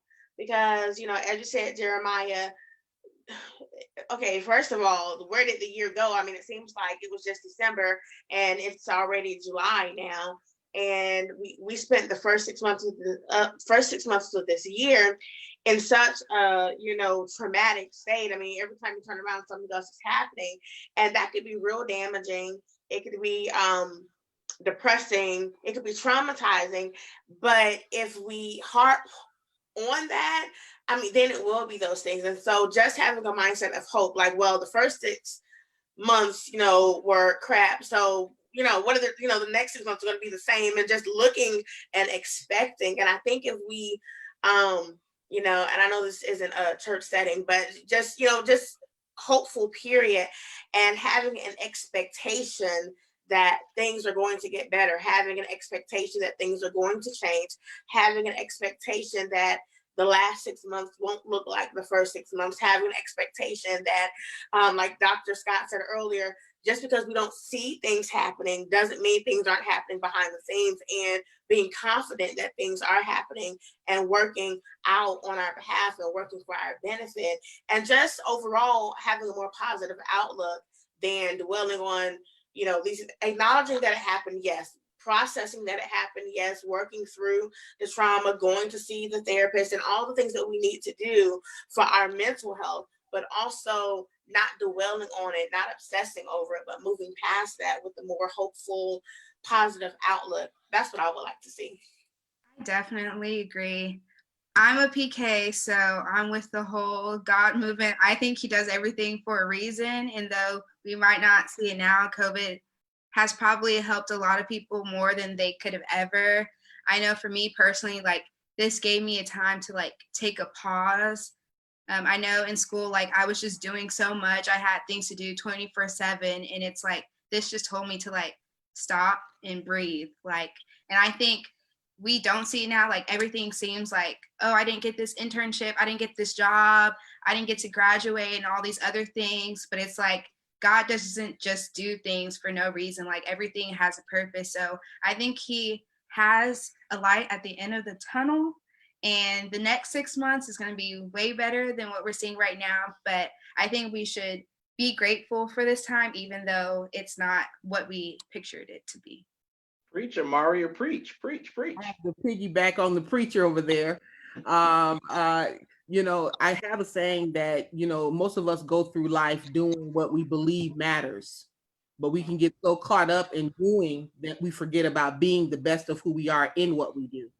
And so in these next 6 months, I hope and pray that we don't go back to the rat race that we will continue to be mindful, that we will continue to be authentic and courageous in these moments, and to keep having the courage to have the conversations like we're having tonight, and to stay informed. So for me, it's going to be continuing to do some self-care, detach when I need to, come back to the struggle when I need to, pray, meditate, and spend some quality time with my family. I think for as Amari was saying, for a lot of us, we got a close picture as to how much control we were giving to other people to raise our families, to control our time. So now it's about reassessing, realigning, and reallocating our energy, our time, and our resources. I also love the idea of everyone having faith. Faith is nice to have. All right, Justin. Anyone else? I will say one thing I'm looking forward to is the removal of our current president. Sadly, Bernie wasn't the nomination, but I'll take what I can get at this point.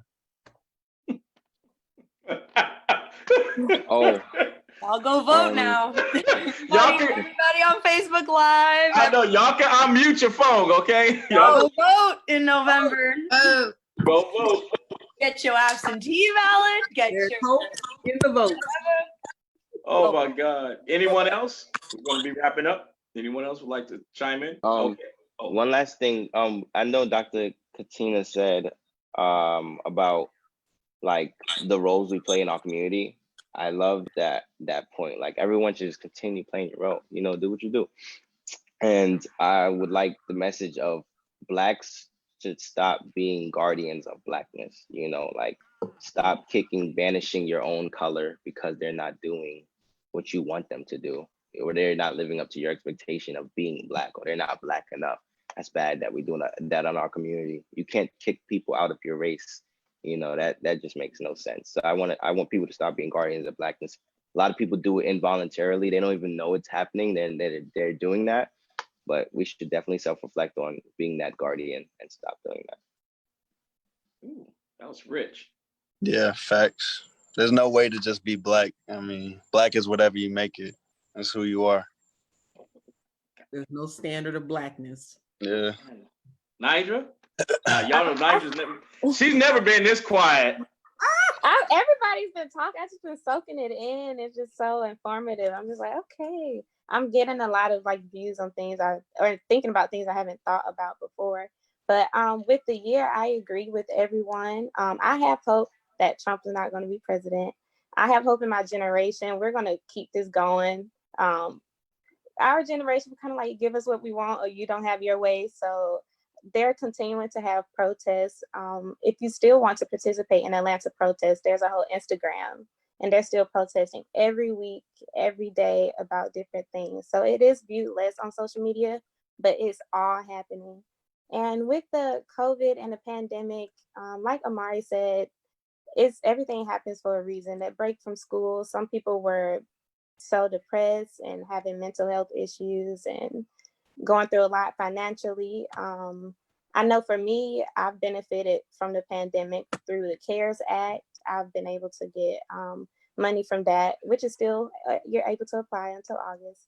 I've been able to get other money, like the stimulus check. I've been able to pay off credit card bills and things like that that's been in the way is now getting out of the way. More self-reflection time, family time. It's way better. I believe everything happens for a reason. You are what you see. So with social media as well, I've unfollowed a lot of pages. I follow more pages that spit positivity about what's going on now, spreading more of the good things, new laws that's passed, new businesses that weren't getting as much attention before is now getting a lot of attention because of the Black Lives movements. So you just have to think everyone that's bigger than yourself. Even though it might be a hard time for you, which may be something like losing your job, but it's a lot for somebody else at this time. Definitely. Family time is definitely important. Mm-hmm. I think I found myself during this pandemic, just just having a quiet moment because I'm so busy with the organization. As you all know, I'm busy, busy, busy. And so I just found myself in a quiet place and praying more to God. And so, you know, it's been healing for me during this time. I found myself. I found James. Finally found myself. So, yep. Yeah, I agree with you, Mr. Kyles, because before this time you would be, or not you, but like us people in general would be like out in public and you might see like a restaurant that's predominantly white and you're like, I'm not gonna go in there. But it's like now I'm feeling like more empowered, more knowledgeable, more powerful. So it's like, I want to try that place. I'm gonna go in there and I'm gonna have my head up high. And if they have a problem, they're not gonna say anything. In my experience, I've been getting treated way more nice in public from white people. They're like, can we help you? Or I like this, or this is cute, or here's the last one. Do you want the last one? Like that literally happened to me at Kroger. It was one thing of eggs, and this old little white lady, she was like, oh, is this all the eggs? Do you want it? I'm like, would this have happened before all of this? You just would have took it.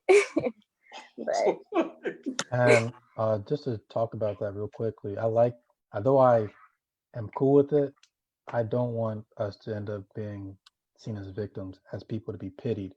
You know, we don't want to be pitied. We want to be equals. We don't want right, we don't want handouts. We want to be Mhm. able to, function at the same level as everybody else. And Yeah. I feel like if I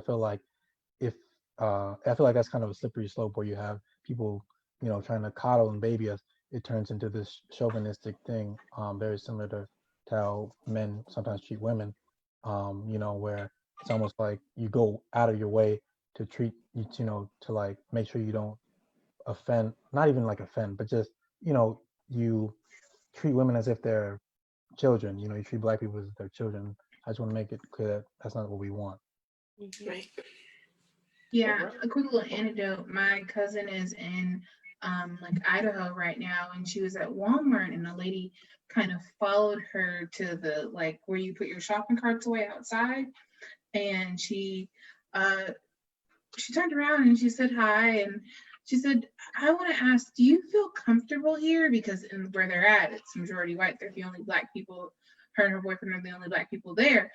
And she said, kind of, not really. And the white lady had tears in her eyes and she walked away. And it was like, yeah, of course I don't feel comfortable with you walking up to me asking me if I feel uncomfortable here. So it's important to not put Black people or just anyone that you feel is being marginalized in those situations, because you're going to make them feel uncomfortable no matter what. We just want equality. We don't want superiority or whatever they think it is that we want. We just want equality. Yeah, I think that it's important to recognize that kindness is kindness unless it has malintent behind it. So if you're doing it, if you're being kind or doing something for someone else so it can make you look good or kind of clear your consciousness or any kind of guilt that you have, then it's not really being kind and you're kind of just doing it selfishly, patronizing someone, like someone just giving you the last batch of eggs because they were like, you know what? Here's the last batch of right. eggs because I want to be a nice person. That's lovely. But saying, oh, I should probably give this to them because of what's going on in the world, so they don't think I'm this or whatever. I agree definitely with Jeremiah on that. Like, obviously, that's not what anyone wants. I remember, like when when the Syrian civil war was happening and I would say that I was Syrian, everyone would say, oh, are you okay? How's your family? Blah, blah, blah. And I was like, y'all don't have to do all that.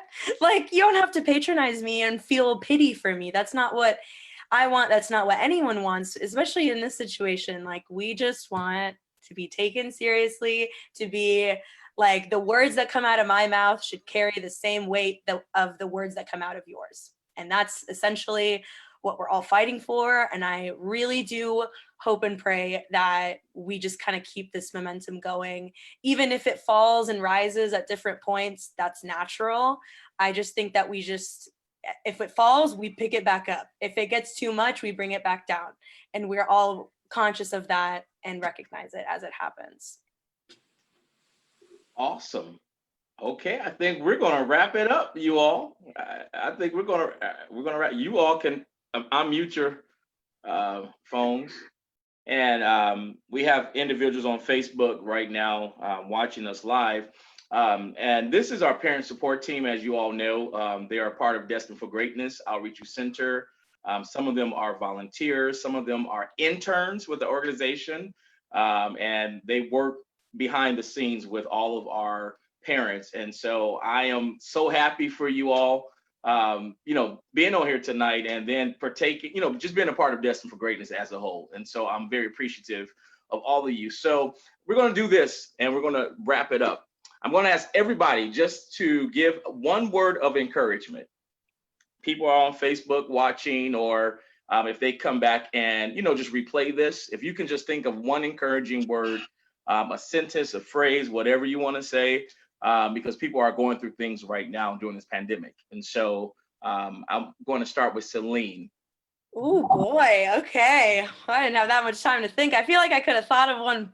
I'll go first. My former pastor, and I'm going to use this quote, he used to say, the words that you speak will determine the life that you live. And that's from Overseer Michael McCoy. And so I live by that. The words that you speak will determine the life that you live.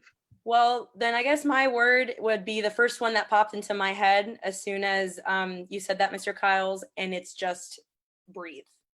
And the reason behind that just being that I know for at least myself, when I get really overworked, I just get really tense and very anxious. And despite everything that's going on, just kind of regulating your breathing for a little bit just brings your heart rate down, makes you kind of calm down so you can think about things. So breathe.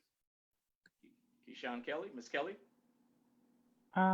Seek counseling in whatever aspect, that telehealth, in person, find a safe person. Yeah, and talk it out, walk it out. Mr. Davis? Sorry. I would say diligence. Just continue moving forward. I'm not trying to say don't take breaks, but just keep taking steps because eventually you'll get to the end. Just a little plug. This is Mr. Davis' book. Woohoo! He's an author. Congratulations, Author Davis. Got your book. Just tell us, how can we find you on Amazon? Yeah, so that's my sixth one. That's yeah, sorry. There's a seventh one coming out soon, but you can find it on Amazon. I also have a website, jddavis.com. That's JAYDDAVIS.com. Okay, say it again. I know Ariana's posting it in the comment section. Say it again. JAYDDavis.com. I also have social media, so JDD_books. That's my Twitter, Instagram. If you go there, you could also find a link to my website. Congratulations to you. Absolutely. Ms. Harper? God will never put more on you than you can bear. All right. Awesome. Mr. Booker? Mindfulness. I think with all this alone time in quarantine, it's important to meditate and focus on your thoughts and what they mean. And Mr. Booker is a part of the Bonner Scholar at Morehouse College as well. Mr. Justin David? Love each other. I mean, we're all human. Keep it going, spread the love. It's contagious. And big shout out to Mr. Justin. State what you do with Destined for Greatness, just really quick. I'm Destined for Greatness assistant director of the steering committee. And what does that entail? That entails training classes of incoming mentors and continuous overview of basically the mental capacity of our mentees. That's what he does. All right, Ms. Graves. Keep moving forward. Keep educating yourself if you can, but make sure to take breaks when you have to. This is a united effort, and we're all in this together. Ms. Maddox. Turn that mic on, Ms. Maddox. All right. Communicate, talk about it. Talk about if you're depressed, talk about if you're going through something. And just communicate, let it out. All right. Ms. Danner. I would have to say my word is just faith. Always have faith and hope. Hope. Have faith in anything and everything that you do, and just have hope that it's gonna get better regardless. Awesome. And Ms. Hicks, if you can give us encouraging word and your social media handles where they can find you. Okay, sure. My social media handles, I'm at Terry Y. Hicks across all social media. And that's Terry with an E, TerryY Hicks across all social media. And my encouraging word would be that despite what it looks like, your best days are not behind you. They're absolutely ahead of you. And it is important to have the hope and the faith to know that you have not seen your greatest anything. All of your greatest days are still ahead of you. Awesome. Can you just state your handle, social media handle again for Miss Ariana? She's posted in the comment section. It's my name at Terry Y. Hicks, TerryY Hicks. Awesome. And our special guest, one of our other special guests, Dr. Katina Fuller Scott, all the way from Milwaukee, Wisconsin. If you can just state, your social media handles where people can find you. And congratulations, you all. Once again, she did receive her doctorate degree, so big kudos. Woo! Well, first of all, I just have to say our world is in a good space because if you all are leading, we're in the good hands. And I say that honestly. I love how we've had this great conversation, and I genuinely believe that we are in great hands with you at the forefront. I do want to say my word is reconnect. Reconnect to being the best of who you are and what you do. If we can reconnect, we'll be okay. My media handles, wow. So for Facebook, LinkedIn, Instagram, and Twitter, you can find me at the letter K.C. Fuller, F as in Frank, ULLER Scott. That's at KC Fuller Scott, and also have a website, kcfullerscott.com. Right. Awesome.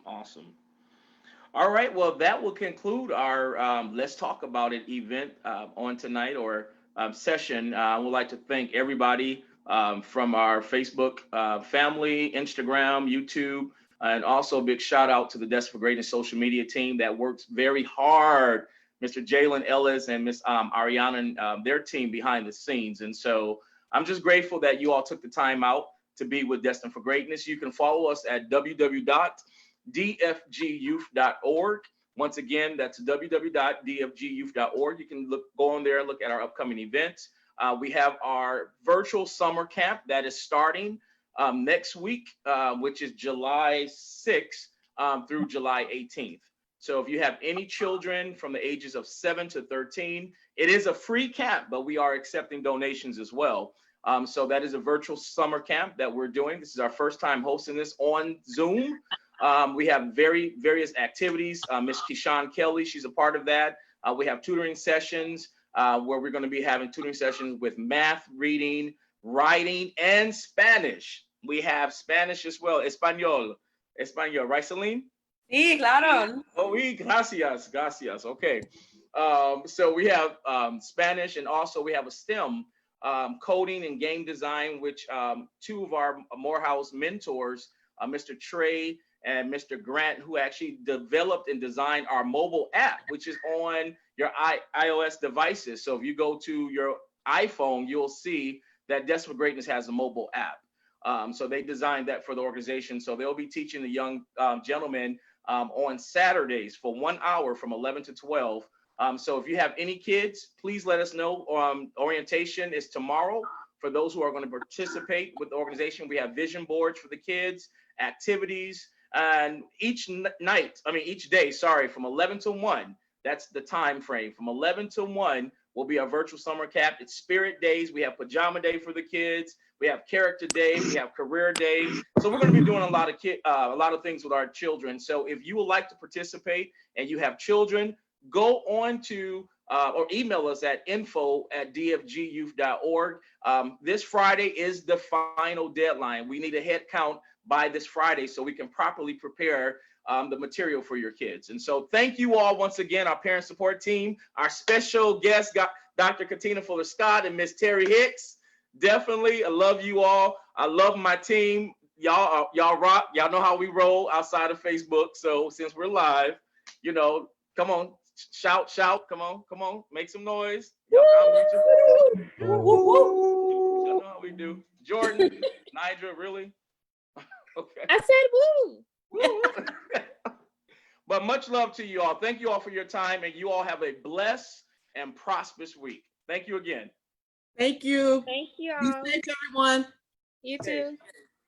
Peace. Stay connected. Good Stay job. connected. All right.